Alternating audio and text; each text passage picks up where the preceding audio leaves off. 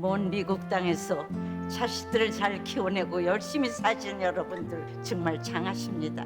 안녕하세요. 전원주입니다. 전쟁도 가난도 겪은 우리 세대는 참 눈물겨운 세월을 살았죠. 아메리칸 드림을 이루기까지 여러분들의 세월이야 어떠셨겠습니까? 건강 관련 프로그램에 출연하면서 요즘 제가 깨달은 건요, 양 한 방을 잘 결합하는 게 최고의 건강 관리라는 겁니다. 클레버 케어, 메디케어 어드밴티지 플랜 아세요? 양방과 한방의 좋은 혜택들을 쏙쏙 뽑아서 제공해주는 똘똘한 플랜이더군요.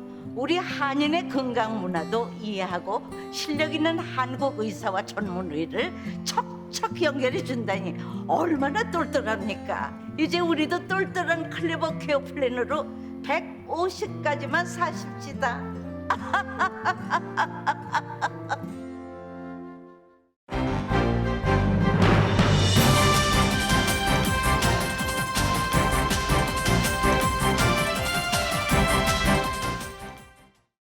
새해 복 많이 받으세요.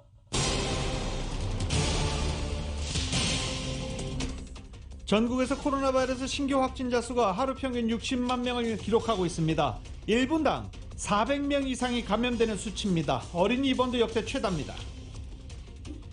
보건 전문가들이 바이든 대통령에게 코로나 바이러스의 완전 퇴치보다는 코로나와 함께 살아가는 뉴노멀을 준비하는 대응 전략이 필요하다고 요구했습니다. 코로나 사태 컨트롤 타워 역할을 하고 있는 질병통제예방센터 CDC가 정부 내 조율 없이 지침을 발표하는 등 대중 혼란을 초래하고 있다는 비판을 받고 있습니다. 최근 코로나 환자가 급증하고 있는 가운데 치료 의약품이 부족해 의료진이 약품 투여 대상 결정에 어려움을 겪는 것으로 알려졌습니다.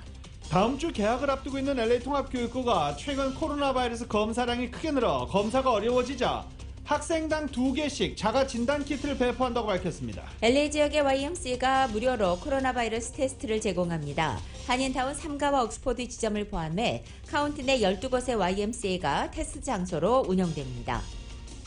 모더나의 스테판 방셀 CEO가 올가을 또 한 번 코로나 바이러스 백신 접종이 필요할 수 있다고 말했습니다. 지난해 12월에 미국의 비농업 일자리가 19만 9천 개 증가했습니다. 미국의 사업체들이 지난 한 해 동안 사상 최대인 모두 650만여 개의 일자리를 만들어낸 것으로 파악됐습니다. 미국과 일본이 북한과 중국에 대응해 군사 안보 협력을 한층 강화하기로 했습니다. 미국은 대대적 방위력 증강을 추진하는 일본에 대해서 지지 입장을 나타내기도 했습니다. 커트 캠벨 백악관 인도 태평양 조정관은 북한 대응에 있어 중국의 협조가 필수적이라고 강조했습니다. 한편 유엔 안보리는 오는 10일 북한의 최근 탄도미사일 발사에 대해서 논의합니다. 극적인 화해로 파국을 피한 국민의힘 윤석열 후보는 대역전극을 써 내려가겠다는 각오입니다. 하지만 여전히 불안한 시선도 적지 않습니다. 민주당의 이재명 후보는 대중교통을 타고 도심을 걸으면서 시민들을 직접 만나는 민심 탐방 일정을 시작했습니다. 카자흐스탄에서 연료비 급등으로 촉발된 반정부 시위가 일주일째 이어지는 가운데 군경의 무력 진압으로 시위대 26명이 사살되고 3,000명 이상이 체포됐습니다. 러시아 공수부대가 투입되기도 했습니다. 세계 제2위의 비트코인 채굴지인 이 카자흐스탄에서 시위가 계속되자 비트코인 가격이 급락하고 있습니다. LA 클리퍼스가 피닉스 선수와의 경기에서 89대 106으로 크게 패했습니다. 어제 경기 없었던 레이커스는 오늘 애틀란타와 홈 경기를 갖습니다. NFL이 이번 주말 시즌 마지막 경기를 치르게 됩니다. 플레이오프 행을 확정 중인 LA 램스는 샌프란시스코와의 경기에서 조 1위를 수성해야 하고 LA 차저스는 라스베가스와의 마지막 경기를 승리해야만 플레이오프에 진출할 수 있습니다. 혼조세로 출발했던 뉴욕 증시 현재 하락장 보이고 있습니다. 원달러 환율은 1201.5원으로 마감했습니다. 남가주 오늘 아침 한때 일부 지역에 안개가 껴있지만 점차 거치겠고 한인타운 낮 최고 기온 62도 예상됩니다. 이 시간 주요 뉴스는 미주 취항 30주년을 맞은 아시아나항공 지난 30년간 함께해 주신 성원에 감사드리며 앞으로도 정성을 다하는 서비스와 쾌적한 최신 항공기로 안전하고 편안하게 모실 것을 약속드립니다. 아시아나항공 제공입니다. 여러분 안녕하십니까? 김윤정입니다. 안녕하십니까? 유지승입니다. 2022년 1월 7일 금요일 라디오 서울 모닝 뉴스 2부입니다. LA 카운티의 코로나 바이러스 일일 확진자 수 결국 3만 명 넘어섰습니다. 3만 명을 넘은 게 아니라 4만 명에 육박하고 있습니다. 어제 LA 카운티 보건국이 발표한 1일 확진자 수는 37,215명으로 집계됐습니다. 2만 명을 넘어선 지 불과 일주일도 되지 않아 3만 명 넘게 이제 4만 명을 바라보고 있는 것입니다. 입원 환자 수도 지속해서 늘고 있습니다. 중환자 수는 352명으로 집계되고 있습니다. 입원 환자 수가 계속 증가하면서 의료 시스템에 대한 부담도 서서히 가중되기 시작하고 있습니다. 바바라 페레 LA 보건국 국장은 1일 확진자가 급증하고 있다며 계속해서 주민들에게 백신 접종을 강조하고 있습니다. 백신을 접종받은 이후에는 확진은 물론 입원 확률이 미접종 때보다 극도로 낮아지는 만큼 주민들의 적극적인 동참을 당부하기도 했습니다. 백신을 아직 맞지 않은 사람들, 그리고 부스터샷을 맞아야 하는 사람들은 빨리 맞아달라고 당부한 것입니다. 오렌지 카운티는 어제 하루 신규 확진자 수가 6,266명으로 집계됐습니다. 근데 오렌지 카운티에서도 코로나 바이러스 확진자가 크게 늘고 있습니다. 이보다 더 주목받는 사실은 5세 이하 코로나 바이러스 사망자가 또 오렌지 카운티에서 나왔다는 겁니다. 오렌지 카운티 보건국은 5살 이하 어린이가 코로나 바이러스로 목숨을 잃었다고 밝히고 5살 이하 어린이가 오렌지 카운티에서 코로나 바이러스로 숨진 것은 이번이 3번째라고 설명했습니다. 백신을 맞을 자격이 되지 않는 5살 이하 어린이들, 5살 미만의 어린이들을 비롯해 우리가 사랑하는 가족을 보호하기 위해서는 가족들이 할 수 있는 일, 백신을 맞고 방역 수칙을 준수하는 것 반드시 지켜달라고 오렌지 카운티 보건국은 당부했습니다. 이처럼 오미크론 변이가 맹위를 떨치는 가운데 미 전국적으로 하루 평균 확진자가 60만 명을 넘었습니다. 워싱턴 포스트는 어제 자체적인 집계 결과 6일, 즉 어제를 기준으로 일주일간의 하루 평균 확진자가 처음으로 60만 명을 넘겼다면서 오미크론 감염이 폭발적으로 늘며 기록을 깼다고 보도했습니다. 이것은 1분마다 약 417명의 신규 환자가 발생한 것입니다. 또 USA 투데이도 존스 홉킨스 대학 자료를 이용해서 지난 5일을 기준으로 일주일 동안 총 확진자가 이전 7일과 비교할 때 89% 증가했다고 보도했습니다. 같은 기간 29개 주에서는 역대 최다 확진 기록을 세우고 있습니다. 코로나 대유행 사태 이후 미국에서 신규 확진자가 첫 400만 명에 도달하는데 6개월이 걸린 것과 비교해보면 전염력이 강한 오미크론이 전례 없이 빠른 속도로 전역에 퍼진 것으로 분석됩니다. USA 투데이는 제한된 코로나 검사와 통계에 잡히지 않는 무증상 감염자 그리고 자가진단 사례 등을 고려할 때 실제적인 확진자 숫자는 훨씬 더 많을 것이라고 진단하고 있습니다. 아울러 코로나에 감염돼 병원에 입원한 환자는 12만 명을 넘었습니다. 현재 입원 환자가 12만 6,410명으로 집계됐고 이것은 작년 9월 델타 변이 유행 당시 입원 환자 최고치를 넘어선 것입니다. 또 오미크론 변이도 어린이 입원 환자를 역대 최다로 끌어올리고 있습니다. LA 통합교육부가 학부모들과 학생들에게 코로나 바이러스 자가 진단 키트를 배포합니다. 오늘과 내일 아침 8시부터 4시까지 지정된 장소에서 자가 진단 키트를 받을 수 있습니다. 통합교육부 학생과 학부모들이 대상입니다. 한 명당 학생 한 명당 최고 2개의 키트를 받을 수 있습니다. 한인타운에서는 엠버서더 스쿨 오브 글로벌 리더십 그리고 베렌더 중학교에서 자가 진단 키트가 배포됩니다. 통합교육부는 학생과 교직원들이 백신 접종 여부와는 관계없이 코로나 바이러스 음성 판정 결과를 제출해야 등교할 수 있다라고 말하고 있습니다. LA 통합교육부는 11일 개학합니다. 최근 코로나가 급속으로 확산되면서 LA 지역의 YMCA가 무료 코로나 테스트를 제공하기로 결정했습니다. 감염자가 늘고 각 검사장마다 사람들이 넘쳐나자 이 검사받기 어려운 상황을 만들게 됐고 LA 카운티 내 12곳의 YMC가 이에 무료로 코로나 테스트 센터를 운영하게 된 것입니다. 이 12곳의 YMC 가운데는 LA 한인타운에 있는 삼가와 옥스포드 부근의 YMC에도 포함되어 있습니다. LA 지역 YMC의 12곳은 모두 예약이 필요 없고 워크인이 원칙입니다. YMCA에서는 유전자 증폭 방식인 PCR 검사를 제공하며 검사를 받은 때부터 24시간에서 48시간 내에는 결과를 받아볼 수 있습니다. 한편 LA 카운티 내 12곳 YMCA 테스트 센터는 각각 운영되는 날짜와 시간이 다릅니다. 사전에 반드시 확인을 하고 방문해야 합니다. 자가진단 키트 요새 구하기 어렵습니다. 이런 가운데 온라인상에서 자가진단키트 가짜 키트가 범람하고 있어 소비자들의 주의가 요구됩니다. 연방공정거래위원회는 연방식품의약국 이 FDA 승인을 받지 않은 제품이 온라인상에 많이 팔리고 있다며 주의하라라고 당부했습니다. 연방공정거래위원회는 진단키트 구매 전에 FDA 승인 제품인지 여부를 반드시 확인하라고 당부했습니다. 또 이 승인된 것도 위조할 수 있으니 FDA 웹사이트 fda.gov에서 승인된 제품 목록을 확인해 줄 것도 당부했습니다. UC계열 4개 캠퍼스가 원격 수업 연장을 결정했습니다. UC 얼바인과 UC 데이비스, UT 산타크루스 그리고 샌디에고 측은 지난 3일부터 원격으로 수업을 한 가운데 이달 말까지, 즉 1월 말까지 계속 연장한다고 어제 발표했습니다. 당초 UC 데이비스는 다음 주 월요일, UC 얼반과 UC 산타크루즈, UC 샌디에고가 오는 18일에 대면 수업을 진행할 계획이었지만 이 코로나 확산세가 심각하자 이 일정을 연기한 것입니다. UC 얼바인의 하워드 길먼 총장은 어젯밤 지난 일요일부터 캠퍼스 내 코로나 확진율이 13%로 이 오렌지 카운티 확진율 25%보다는 낮은 상태지만 대면 수업을 진행하기에는 바이러스 전파 속도가 너무 빠르다고 밝혔습니다. 한편 이런 가운데 UCLA 측은 오는 18일 대면 수업으로 전환할 계획을 계속 유지한다고 발표했습니다. 코로나 바이러스 환자가 급증하지만 치료할 의약품 공급이 턱없이 부족해서 의료진이 의약품 투여 대상 결정에 어려움을 겪는 사태까지 벌어지고 있다고 뉴욕타임즈가 보도했습니다. 먹는 치료제와 항체 치료제 등 선택지는 늘었지만 오미크론 변이에 효과가 있는 약제 공급은 제한되어 있기 때문에 문제가 되고 있다는 겁니다.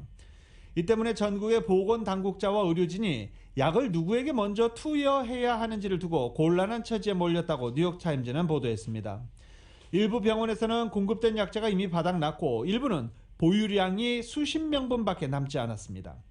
미시건주의 나타샤 베그다사리안 박사는 치료제가 앞으로 수주간 코로나에 걸릴 모든 사람에게 제공할 만큼 충분치 않다며 당장 치료제를 받아야 할 사람 모두에게 치료제를 줄 수 있는 방법 없는 것 같다라고 말했습니다. 팬데믹이 시작된 후 의료 장비나 의약품의 공급 부족은 사실 전혀 새로운 문제는 아니지만 그 상황이 전혀 나아지지 않고 있습니다. 조 바이든 대통령에게 조언을 하던 보건 전문가들이 코로나의 공존을 전제로 한 새로운 방역 전략 수립을 촉구한 것으로 알려졌습니다. 대통령직 인수위원회 기간에 바이든 대통령의 보건자문위원회에서 활동을 했던 전직 자문위원 가운데 6명이 어제 미국 의학협회 전원을 통해 코로나 대응 전략의 변경을 촉구하는 논문 3편을 한꺼번에 올린 것입니다. 이들은 바이든 대통령에게 코로나를 완전히 퇴치하기보다는 이 코로나와 무기한 함께 살아갈 수 있는 뉴 노멀을 준비하는 등 완전히 새로운 팬데믹에 대응 전략이 필요하다고 공개 요구한 것입니다. 루시아나 보리우 전 식품의약국 FDA 수석과학자와 에네제넬 이미니엘 펜실베니아 대학 교수 릭 브라이러 록펠러 재단의 연구소장은 뉴 노멀로 향하는 첫걸음으로 코로나를 독감을 포함한 여러 호흡기 가운데 하나로 인정해야 한다고 주장한 것입니다. 버락 오바마 전 대통령 시절 백악관 참모로 활약했던 이메뉴얼 교수도 정책 결정권자들은 종전의 공중보건분류법을 버리고 새로운 분류법에 초점을 맞춰야 한다면서 모든 호흡기 질병의 총체적 위험을 합산해 고려할 것을 권고한 것입니다. 코로나를 포함한 모든 호흡기 질환으로 얼마나 많은 사람들이 입원을 하고 사망해야 공중보건 시스템에 과부하가 걸리는지를 계산한 뒤에 바로 이것을 기준으로 비상조치 발동 여부를 정해야 한다는 것이 바로 이들의 조언입니다. 전직 자문위원들은 최근 오미크론 변이의 유행으로 확진자가 다시 급증하는 상황을 가리켜서 자칫 미국이 영구적인 비상사태 함정에 빠질 우려가 있다며 이같이 지적한 것입니다. 또 이런 가운데 바이러스 검사와 감시, 백신, 그리고 치료에 관한 세부 정책에서 개선이 필요하다는 논문도 나왔습니다. 보건 전문가들은 미국에 있는 모든 사람이 저렴한 비용으로 진단검사를 받을 수 있어야 하고 질병통제방센터가 관련 데이터를 보다 종합적이고도 실시간으로 수집해야 한다고 지적했습니다. 아울러 새로운 변이를 겨냥한 차세대 백신과 코에 뿌리거나 피부에 붙이는 새로운 형태의 백신 개발의 필요성도 언급했습니다. 특히 어린 학생들을 포함해서 더 광범위한 대상으로 백신 의무화 명령을 확대하고 N95 마스크 같은 경구용 코로나 치료제도 모든 미국인에게 프리로 나눠줘야 한다고 강조하기도 했습니다. 이런 가운데 바이든 대통령과 행정부가 오미크론 변이 대확산에 따라 미국인들이 코로나를 일상생활의 한 부분으로 받아들일 수 있게 준비하는 쪽으로 정책 방향을 틀고 있다고 월스트리트저널은 진단하고 있습니다.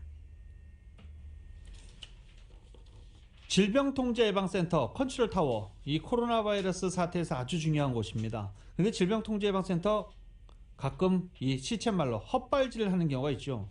코로나 바이러스 팬데믹 기간 동안에 마스크 쓰지 않아도 된다 라고 얘기했다가 심한 문매를 맞기도 했습니다. 백신 관련해서도 그렇고 여러 가지 문제점을 드러낸 적도 있었습니다. 이 질병통제예방센터 결국 고른 게 터졌습니다. 메시지 관리 미숙으로 비판을 받기 시작했습니다. YTN입니다. 뉴욕타임스가 조 바이든 행정부 출범과 함께 CDC 수장이 된 로셀 월렌스키 국장에 대한 비판론이 확산하고 있다고 보도했습니다. 지난달 크리스마스 직전에 무증상 확진자의 격리 기간을 10일에서 5일로 축소하겠다는 지침을 발표한 것이 대표적인 사례라고 신문은 지적했습니다. 이 지침에 따르면 무증상자는 신속 항원 검사나 PCR, 유전자 증폭 검사를 하지 않아도 격리 6일째에 마스크를 쓰는 조건으로 공공장소에 방문할 수 있습니다. 그러나 확진자가 자신의 판단에 따라 격리를 해제할 수 있도록 한 데 대한 비판이 이어졌습니다.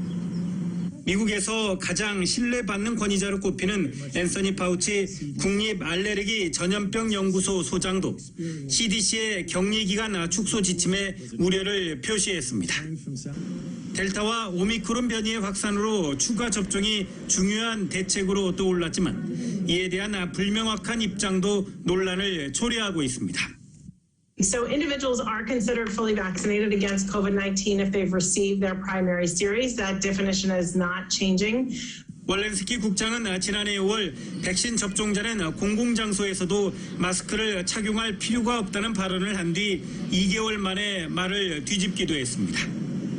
일각에선 월렌스키 국장이 백악관 등 행정부와 사전 조율 없이 메시지를 발표하는 것이 문제의 원인이라고 지적하고 있습니다. 반면에 바이든 행정부가 코로나19에 대해 과학자들에게 다 맡긴다는 식의 모습을 보일 뿐 적극적으로 개입하지 않는 것이 진정한 문제라는 지적도 나오고 있습니다. YTN 강성욱입니다. 라디오설 모닝뉴스 2부 미국과 로컬 소식은 나눔 실천, 오픈뱅크가 생각하는 가장 가치 있는 투자입니다. 나눌수록 커지는 가치, 오픈뱅크 제공입니다.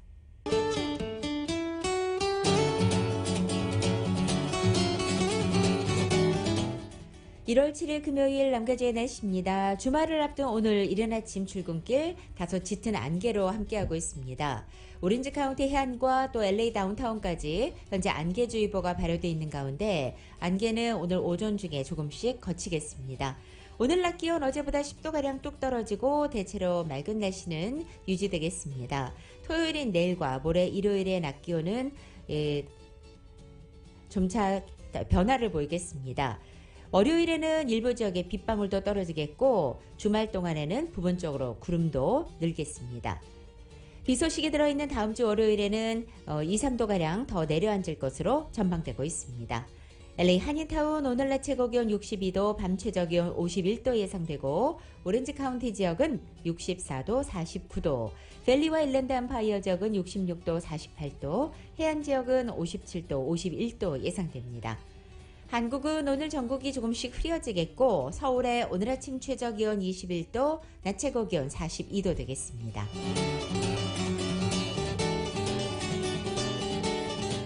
라디오솔 모닝뉴스 2부 이 시간은 1250만 불 교통사고 최고 보상, 교통사고 전문 천재 변호사 리차드 호프만, 메디케어 시니어를 위한 전문의 허가가 아주 빠른 한인 최고 최대의 서울 메디칼 그룹, 기아는 미래를 기다리지 않습니다. 스스로 만들어갑니다. 기아 자동차, 소중한 고객의 꿈을 위해 고객과 함께하는 US 메트로은행 공동 제공입니다.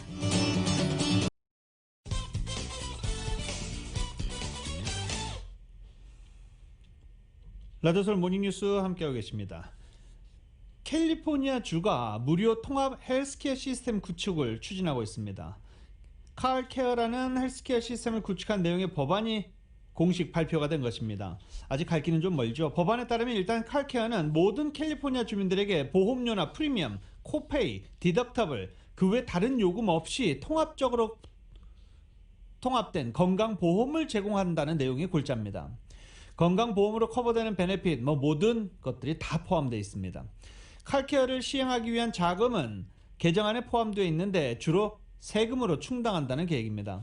200만 달러 인컴 비즈니스의 연간 소비세 2.3%, 상주 직원 50명 이상 고용주에게 급여세 1.25%, 연소득 4만 9천 달러 이상 근로자에게 급여세 1%, 그리고 연소득 14만 9,509달러 이상 주민들에게는 개인소득세를 부과한다는 것입니다. 개정안은 유권자들 승인을 받아야 확정이 되고 AB 1400이라고 발표된 이 법안은 1월 말까지 캘리포니아주 하원을 통과해야만 올해 의회에서 처리될 수 있습니다. 한인단체들이 최근 심각해진 코로나 재확산의 비상입니다. 직원의 재택근무 연장과 방문객 백신 접종 증명 요구, 그리고 코로나 검사 키트 제공까지 직원과 방문객 보호, 단체 운영을 위해 다양한 조치를 취하고 있습니다. 먼저 직원 수가 170여 명에 달하고 있는 한인 비영리 단체 한인타운 청소년 회관인 KYCC는 새해부터 정상근무 체제로 전환을 시작하려 했지만 최근 확산으로 필수 또는 비상 인력을 제외한 전 직원의 재택근무를 연장하기로 했습니다. 1월 행사는 개최하지 않기로 했으며 직원들의 정기적인 검사도 고려하고 있습니다. 다양한 대면 서비스를 제공하는 LA 한인회는 지난주부터 모든 민원인들에게 백신 접종 증명서를 요구하고 있습니다. LA 한인가정상담소도 지난 30일 갑작스럽게 전 직원 재택근무를 이달 말 1월 말까지 연장하기로 결정했습니다. 또 직원들에게는 자가진단 키트를 무료로 나눠주고 있고 주요 업무인 상담은 온라인으로 진행하면서 대면 상담이 반드시 필요하거나 응급 상황인 경우만 예외를 두고 있습니다. 한미연합회 KAC의 경우도 재택근무 연장은 물론이고 방문객들에게 방문 전 코로나 후에 검사 결과를 요구하고 있고 이를 위해서 자가진단 키트는 무료로 나눠주고 있습니다. 이외에도 최근에 새학기 프로그램을 시작한 한인타운 시니어 커뮤니티 센터는 각 수업 때마다 백신 접종 증명과 체온검사, 출입자 명단 기재, 손 세정제 사용을 매번 요구하고 있습니다. 비가 왔습니다. 많은 비가 내렸죠. 기록적인 비가 내렸다라고 보도가 되기도 했습니다. 비에 가장 취약한 곳이 또 LA 지역이기도 합니다. 비 오고 난 뒤에 도로 곳곳이 파손됐죠. 이 고질적인 파톨 문제 다시 수면 위로 떠오르고 있습니다. 한인타운을 비롯한 LA 도로 곳곳에 파톨이 또 우후죽순 늘어나서 운전 중에 자동차 바퀴가 파톨에 빠져서 덜컹 거리면 다행입니다. 타이어가 찢어지거나 차량 손상 또는 교통사고로 이어질 수 있어서 운전자들의 각별한 주의가 요구되고 있습니다. 지난해 말 폭우가 연달아 온 이후 LA시 전역에서 파톨 피해 신고 접수도 부쩍 늘어난 것으로 나타났습니다. 전미자동차협회는 타이어 압력을 늘 확인하고 1개 이상의 파톨을 지날 때는 미리 속도를 줄이는 것 최선의 예방책이다라고 조언했습니다. 렌처 팔로스 버디스의 주택 화재 진압에 투입됐던 LA 카운티 소방대원이 목숨을 잃었습니다. LA 카운티 소방당국에 따르면 어제 새벽 2시경 이 3700 타라파카 로드에 위치한 주택에서 화재를 진압하던 카운티 소방대원 47살의 조나단 플래글러가 심각한 부상을 입고 병원으로 이송됐지만 끝내 사망했다고 밝혔습니다. LA 카운티 소방국 스테이션 AD3 소속인 플래글러 대원은 지난 2002년도 버논에서 근무를 시작했고 2020년 LA 카운티 소방국으로 이동했습니다. 동료들 사이에서도 가장 용감한 소방대원 중 한 명으로 꼽혀왔으며 그의 아내는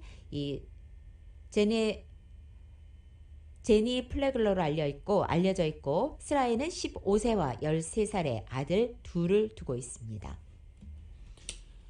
지난 5일 모두 12명의 인명을 앗아갔던 필라델피아의 공공연립주택 화재는 5살 어린이 장난에서 시작됐을 가능성이 제기됐습니다. 이번 화재는 당시 라이터를 갖고 놀던 5살 아이가 크리스마스 트리에 불을 붙인 것에서 시작됐을 가능성을 조사하고 있습니다. 필라델피아 지역지는 연방수사관들이 이번 화재 원인을 규명하기 위해서 신청한 수색 영장을 토대로 이같이 보도했습니다. 다만 구체적인 내용은 알려지지 않았습니다. 언론 브리핑에서 소방당국은 화재 현장은 매우 복잡하다라면서 화재 원인에 대한 언급은 거부했습니다. 미국의 주요 언론 매체들이 한국 소방당국의 발표를 인용해서 고양이 방화주의보를 내려 눈길을 끌고 있습니다. 시카고의 WGN 방송은 어제 한국 소방당국은 최근 고양이로 인한 화재가 지난 3년간 100건 이상 발생했다는 통계를 발표했다면서 고양이 소유주들의 경각심을 일깨운 것입니다. 앞서 US 투데이와 워싱턴 포스트, CNN 그리고 피플도 한국 소방당국이 제공한 정보임을 앞세워서 이 같은 사실들을 보도했습니다. 서울시 소방재난본부는 지난 30일 2019년 1월부터 2021년 11월까지 고양이가 바로 전기레인지 인덕션을 건드려 불을 낸 사례가 모두 107건이라고 밝힌 바 있습니다. 한편 이로 인해 인명피해가 발생한 경우는 4건이며 반려동물이 살아남지 못한 경우는 이보다 많았다면서 미국의 반려동물 소유주들도 화재에 더 각별히 주의해야 한다고 당부한 방송을 한 것입니다. 멕시코 중북부의 한 주 정부 청사 앞에서 살해당한 것으로 보이는 시신 10구가 차량에 가득 실린 채 발견됐습니다. 멕시코의 이 다비드 몬데알 사카테카스주의 주지사는 페이스북에서 SUV 차량 한 대가 폭행당한 흔적이 있는 시신을 싣고 주 정부 청사 앞에 세워졌다는 보고를 받았다라고 전했습니다. 한 남성이 이 차량을 청사 앞 광장에 세워둔 채 떠난 것으로 알려졌습니다. 차량 안에서는 남성 8명, 여성 2명의 시신이 발견됐습니다. 재외국민 투표 선거인 등록 기간이 토요일인 내일 자정으로 임박했습니다. 이 LA 총영사관은 이번 선거의 투표를 위해서 보다 많은 한인들의 등록을 독려하고 있습니다. 이은 기자입니다. 대한민국 제20대 대통령 재외선거가 다음 달 23일부터 시작되는 가운데 해당 선거 투표 참여를 위한 재외선거인 등록이 오늘 8일로 다가오면서 총영사관이 투표 등록을 독려했습니다. 김범진 재외선거관 영사는 6일 새벽까지 대략 6,900여 명의 한인들이 투표에 등록했다고 전했습니다. LA 지역은 전통적으로 쭉 등록률이 처음에는 이제 낮게 나가다가 2주나 1주에 이제 확 몰려서 등록들 하시는 그런 경향들이 있으시거든요. 지난 총선은 이미 넘어섰고 그 직전 대통령 선거 때 한 13,000명 정도 등록을 하셨는데 그거보다는 좀 낫지 않을까.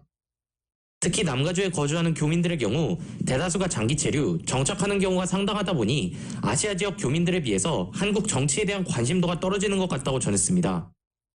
이 외에도 투표 참여 방식이 투표소에 직접 방문해 선거를 참여하는 방식이다 보니 투표소 부족으로 주민들의 참여가 저조하다고 지적했습니다. 최초 추가 투표소 도입돼서 오렌지 카운티하고 샌디에고에 투표소를 설치하고를 결정을 했을 때도 교민의 그 거주 숫자라든지 아니면은 이제 실제 유권자 등록을 하신 분들 숫자가 남가주 지역이 오렌지 카운티나 샌디에고 지역이 다른 지역에 비해서 월등히 많기 때문에 이번 재외국민 투표 선거인 등록 기간 동안 온라인 등록이 있었음에도 직접 LA 총영사관을 방문해 선거인 등록을 하는 주민들 또한 상당했다고 전했습니다. 김범진 영사는 온라인 혹은 직접 방문해서 선거인을 등록할 시 중요한 정보는 만료되지 않은 여권번호와 주민등록번호가 필요하다고 전했습니다.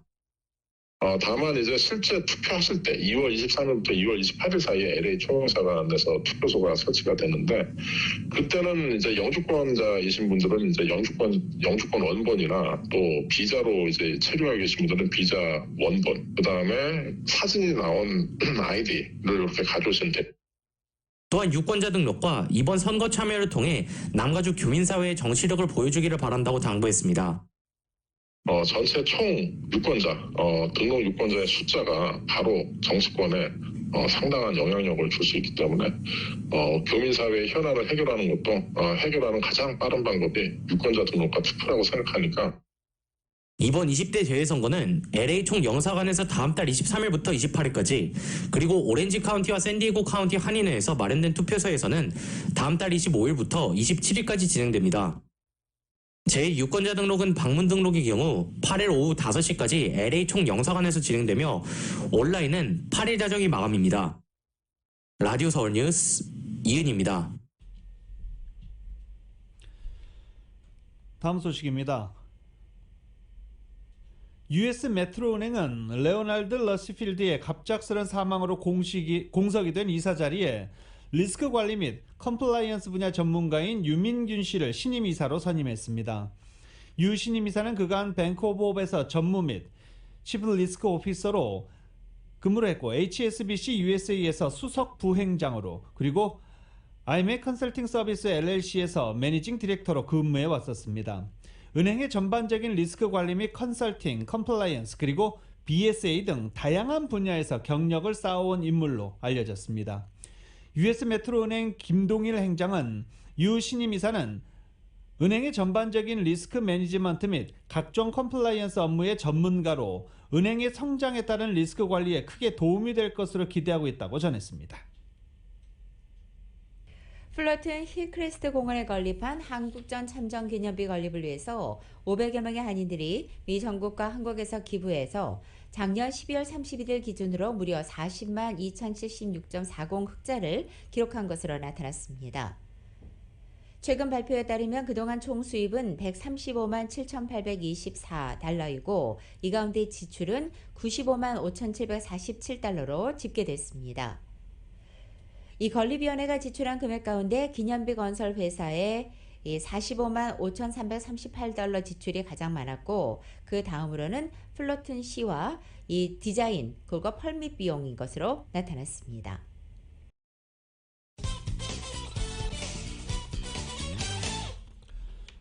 라디오솔 모닝뉴스 함께하고 계십니다. 전국의 사업체들이 2021년 한 해 동안 사상 최대 수의 일자리를 만들어낸 것으로 파악됐습니다. 지난해 12월 고용 동향 발표를 앞두고 월스트리트저널과 로이터 통신은 1년 동안 600만 개가 넘는 임금 노동자 일자리가 순증했다는 기사를 내놨습니다. 노동부가 발표하는 전월의 고용 상황 통계에 바탕한 것으로 경제계는 이 월간 고용 통계 중 실업률보다 사업체 일자리 증감에 더 주의를 기울이고 있는 상황입니다. 저널지를 비롯해 로이터, 블룸버거 통신 등은 미국에서 정부기관 포함 비농업 사업체들이 월급을 주는 고용 일자리를 12월 한 달 동안 전달에 없던 45만여 개를 새로 만들어냈을 것으로 추정하기도 했습니다. 월 평균 55만 개 정도의 일자리가 생겨나는 셈인데, 이는 노동부가 고용 상황 발표문에서 밝힌 2021년 일자리 총 순증의 월간 평균치와 비슷한 상황입니다. 12월의 일자리는 19만 9천 개가 늘어난 것으로 나타나며 실업률도 팬데믹 이후 최저치인 3.9%로 기록됐다라고 노동부는 오늘 아침 밝히기도 했습니다. 카말라 하리스 부통령이 작년 1월 6일 연방의사당 폭동 당일 인근 건물에 있다가 폭발물이 발견돼 긴급 대피했던 아찔한 순간이 있었다고 뒤늦게 알려졌습니다. 1월 6일의 폭동은 트럼프 전 대통령의 대선 패배에 불복한 시위대가 조 바이든 대통령에 대한 의회의 당선 인증을 막기 위해 의사당에 난입해서 난동을 부린 사건입니다. 당시 의원들이 긴급히 대피하고 회의가 수시간 중단된 바 있습니다. 워싱턴 포스트에 따르면 해리스 부통령은 당선인 신분이던 당일 의회 근처에 위치한 민주당 전국위원회 즉 DNC 사무실을 찾았습니다.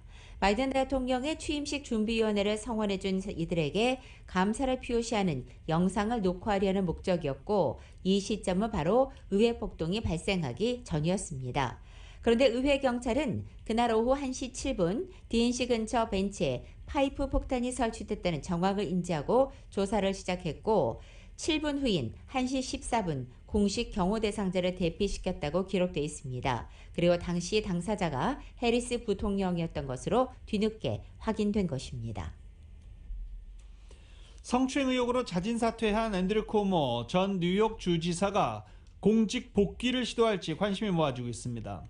뉴욕타임즈는 뉴욕 정계에서 쿠오모 전 지사가 명예회복을 위해서 공직 복귀를 시도할 가능성이 있다는 관측이 나오기 시작했습니다. 최근 뉴욕주 검찰이 당초 문제가 됐던 성추행 의혹에 대한 입장을 바꾸면서 분위기가 달라지고 있기 때문입니다. 레티샤 제임스 뉴욕주 검찰총장은 쿠오모 전 지사가 전현직 보좌관 등 11명의 여성을 성추행하고 추행 사실을 공개한 직원에 대해서 보복 조처를 했다는 내용의 보고서를 공개했습니다. 제임스 총장은 기자회견에서 쿠오모 주지사의 성추행은 연방법과 뉴욕 주법 위반이다라고 못 박았습니다. 하지만 최근 웨스트체스터와 나소 그리고 올버니 등의 뉴욕주 각 카운티 지방검찰은 쿠오모 전 지사에 대한 기소를 포기했습니다. 피해자의 주장을 재판에서 입증하기에는 증거가 충분치 않다는 이유입니다. 또 뉴욕 주정부는 최근 쿠오모 전 주지사가 주정부 인력을 동원해 집필했다는 비판을 받은 비망록 수익금 510만 달러를 반환할 것을 명령했지만 검찰이 집행을 포기하기도 했습니다. 지난해 쿠오모 전 지사를 벼랑 끝까지 몰고 갔던 사안들에 대해서 반전이 이루어진 셈입니다. 뉴욕타임즈는 최근 쿠오모 전 지사를 만난 지인들을 인용해 쿠오모 전 지사가 공인으로서의 삶을 되찾을 방법에 관심을 가지고 있다고 전하기도 했습니다. 라스베가스에서 열린 CES 2022에서는 최근에 정보기술, 즉 IT 업계의 뜨거운 관심사로 떠오른 메타버스, 즉 3차원 가상세계 시장을 선점하려는 경쟁이 한창인 것으로 알려졌습니다. 라스베가스 컨벤션 센터에 마련된 혼합현실 XR 게이밍관에는 일본, 체코, 대만, 인도, 중국 등 다양한 나라에서 참가한 업체가 가상현실인 VR과 증강현실인 AR 기술을 이용해서 새로운 가상세계를 관람객에게 선보였습니다. 특히 한국의 대기업이 대거 부스를 꾸려서 이 분야의 선두주자임을 과시한 것으로 전해집니다. 롯데정보통신은 자회사 칼리버스와 함께 걸그룹의 콘서트 현장을 코앞에서 관람하는 듯한 몰입형 메타버스 체험을 제공했습니다. 메타버스 속의 걸그룹은 이용자의 눈을 똑바로 바라보면서 바로 앞에서 춤을 추고 노래를 불러 실제 콘서트 현장에 있는 것을 느끼게 했습니다. 또한 면세점과 하이마트에서 마음에 드는 옷이나 가전제품을 구매하는 가상 쇼핑도 체험할 수 있도록 했습니다. 팀 쿡, 애플 최고 경영자가 지난 회계연도 애플로부터 받은 보수 총액이 9,873만 달러에 이른다고 월스트리트저널이 보도했습니다. 증권거래위원회 공시에 따르면 팀 쿡 CEO는 지난해 9월에 끝난 회계연도에 입금 300만 달러, 성과급 1,200만 달러, 기타 보수 등 9,873만 달러의 보수를 받은 것으로 집계됐습니다. 임금은 전년과 동일한 300만 달러였지만 CEO 취임 이후 처음 받은 주식 보상으로 보수 총액이 크게 늘었습니다. 세계 식량 가격 지수가 5개월 만에 하락세로 전환했지만 여전히 높은 수준이어서 우리의 식탁 물가 부담은 계속될 것으로 보입니다. 유엔 식량농업기구인 FAO가 어제 발표한 지난해 12월의 세계 식량 가격 지수는 전월보다 0.9%포인트 하락했습니다. 이로써 지난 9월 이후 하락 전환한 것입니다. FAO는 1996년 이후 24개 품목에 대한 국제가격 동향을 모니터링해서 곡물, 유지류, 육류, 유제품, 설탕 등 5개 품목군별로 식량 가격 지수를 매월 집계 발표합니다. 유제품을 제외한 지난 12월 품목들의 가격 지수는 하락했고 이 가운데 유지류와 설탕 지수 하락률이 상대적으로 컸습니다. 반면 유제품은 128.2로 전월 대비 1.8% 상승했습니다. 서유럽과 오세아니아 국가들의 우유 생산 저조로 인해 수출 공급량이 부족해져 가격이 상승한 것으로 분석됐습니다. 미국에 본사를 두고 있는 농업기업 몬산토의 전직 중국인 직원이 중국 정부를 위해서 회사 기밀 절도를 모의한 산업 스파이 혐의에 대해서 시인했습니다. 법무부는 이 중국인 샹하이타오가 몬산토의 지적 재산을 보호하기로 동의했음에도 몬산토 영업기밀을 훔쳐 메모리 카드에 옮겼고 중국에 가져가려고 시도했음을 인정했다라고 밝혔습니다. 중국인 샹하이타오는 선거 공판을 앞두고 있고 최고 15년의 실형과 500만 달러 벌금에 처해질 수 있습니다. 트위터와 페이스북에서 퇴출당한 도널드 트럼프 전 대통령이 직접 만든 소셜미디어가 다음 달에 출시될 예정입니다. 로이터 통신은 어제 트럼프 미디어 앤 테크놀로지 그룹이 SNS 서비스인 트루스 소셜을 다음 달 21일 내놓을 계획이라고 전한 것입니다. 출시 예정일인 2월 21일은 미국 전임 대통령들을 기념하는 대통령의 날이기도 합니다. 현재 트루스 소셜은 애플 앱스토어에 미리 보기에 등록되어 있는 상태이며 이 앱은 트위터와 비슷하게 다른 사람이나 토픽을 팔로우하거나 게시물을 공유하고 대화할 수 있는 기능이 담겨 있습니다.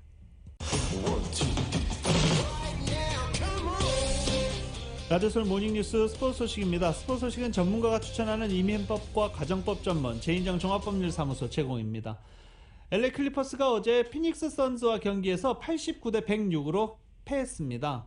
사실 전력 차이가 좀 많이 나는 경기였죠.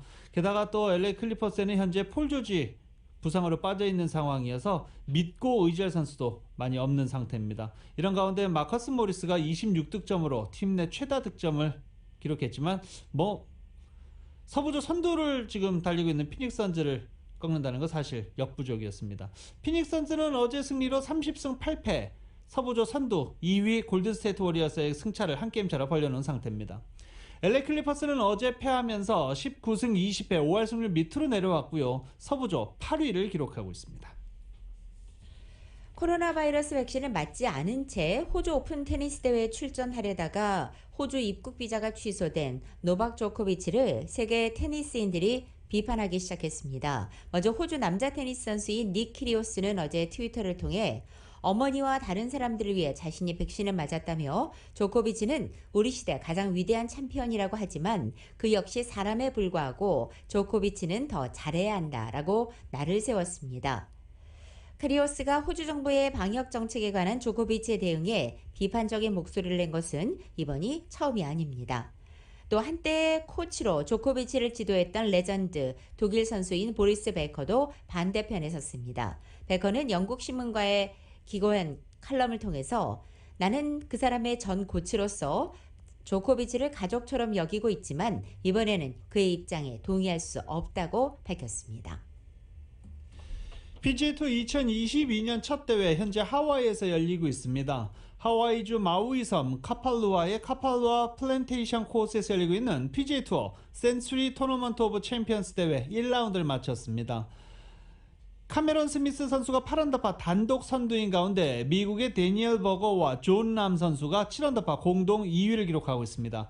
그리고 공동 5위 그룹 6언더파 공동 5위 그룹에는 케빈 나, 임성재 선수가 포함되어 있습니다. 선두와 2타차 6언더파 공동 5위이기 때문에 이제 1라운드 끝났습니다. 그래서 2, 3, 4라운드 지나면서 주말에 한번 기대해 볼 수도 있을 것 같습니다. 이 대회에 나서고 있는 김시우 선수는 2언더파 공동 25위, 그리고 이경훈 선수는 1언더파 공동 29위로 하위권에 처져 있습니다. 이번 골프 대회에는 40명만이 출전하고 있습니다. 공식전 3경기 연속으로 득점포를 가동하지 못한 토트넘의 손흥민 선수가 3부 리그 팀을 상대로 시즌 10호골에 다시 도전합니다. 토트넘은 LA 시간으로 토요일인 내일 영국 런던의 토트넘 후스퍼 스타디움에서 3부 리그 1의 모컴을 상대로 잉글랜드 축구협회 FA컵 3라운드를 치르게 됩니다. 손흥민은 올 시즌 프리미어리거 8골 3도움을 포함해서 공식전에서 9골 4개의 도움을 기록하고 있습니다. 한 골만 더 넣으면 2016-17 시즌부터 6시즌 연속 공식전에 2자릿수 득점 기록을 쓰게 됩니다. 연말 정규리그 4경기 연속골을 기록하면서 신나게 내달리던 손흥민이 이후 10번째 골 사냥에 3번 연속 실패해서 아쉬움을 남긴 바 있습니다.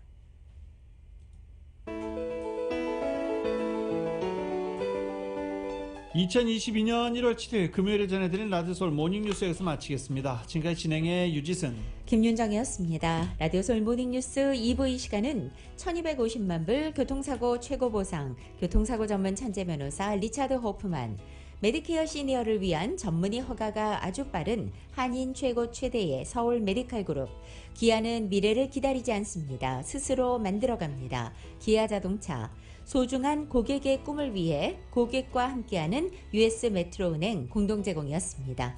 잠시 후 9시에는 강혜신의 오늘의 미국이 방송됩니다. 함께해 주신 여러분 고맙습니다.